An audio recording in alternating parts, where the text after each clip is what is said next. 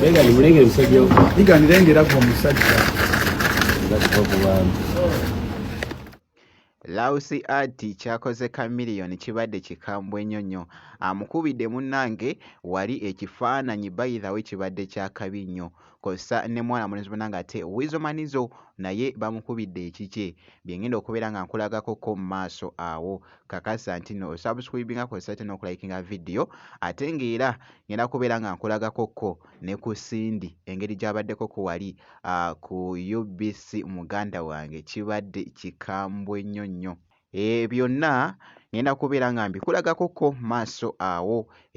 Bampita Jaminati wano wennyini wembeera nsinzidde munnange okubeera nga nkutuusaako naye nno wali Chameleone munnange ate Lausi ati akikoze muganda wange akubidde Chameleone ekifaananyi munnange ne Chameleone naye n'akakasa wali bambi akisiimye okukamalako obumazi bannange. Ekibadde wali mu katambi ate kibadde kikambwe nnyo. Kansooke nkuweko ko katambi olabe embeera nga bw'ebadde.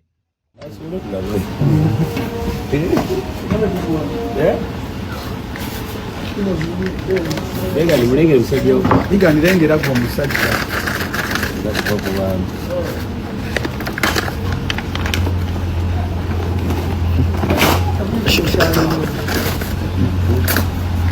Yagagasa akuba atakubiza peeri tegedde kubiza peeri waire makatasi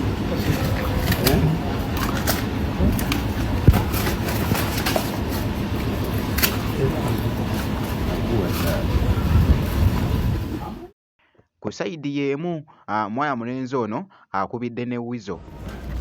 Yo, good morning everybody. Wizo Manizo doing very fine. What a wonderful morning. Besides me muganda wange from Congo, it's called Lewis. Mama bajuzi ngabani Chameleone arena art pieces, if you like, really one nice portrait. He's one of the guys, it's very good. So I got kundaga ndi musajja mulungi nnyo mtu wa mbele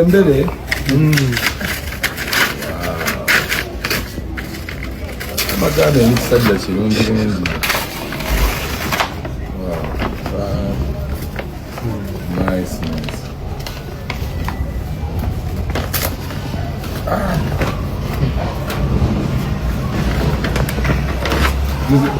Joseph, who is that?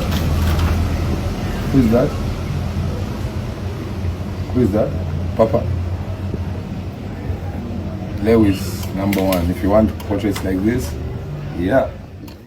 Babadde basanyufu nnyo bambi okuliseivinga ebifaananyi bino. Mwana mulenzi oyo munnange ate byabakubidde era nga boogereza ku munnange ate okulaba. Nkugambye bamuyita Lausi ati era nga bw'olabye munnange ate mu katambi esayidi. Kakati nno kankwongereyo ko wali Cindy abaddeko ko ku UBC.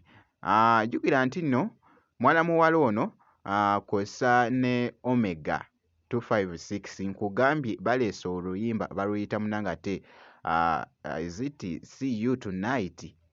Yes, exactly. Lwero. Naye oluyimba luno luli mu performinga by the way bulungi nnyo nga bw'okiwulira. Wogenda ku mukutu ogwa TikTok abaana balukozeemu nnyo challenge. By the way ndaba nga luli mu kuvuga nnyo kale okutwayiza awamu era nga lufuuse ensonga. Ku sayidi y'emu jjukira nti nno Cindy alina ate munnange ate konsati egenda kubeera ate wali munnange ate mu kifo ekimu erugogo awo era nga ali mu kutambula munnange ate ku medias ez'enjawulo kubeera nga ali mu tegeeza ate munnange ate abantu kosa ate n'oluyimba lwabwe munnange ate olufuuse ensonga era ng'olunaku olwaleero abaddeko ko ku UBC nga bw'ogezaako okulaba bannange ekibadde wali mu katambi kibadde kikambwe nnyo nnyo. By the way n'oluyimba lwennyini balukubyemu kaawo ne basooka ne batuwamuko munnange ate ka vibe kabadde bambi kaakabi nnyo nga bw'ogezaako okulaba akatambi ako.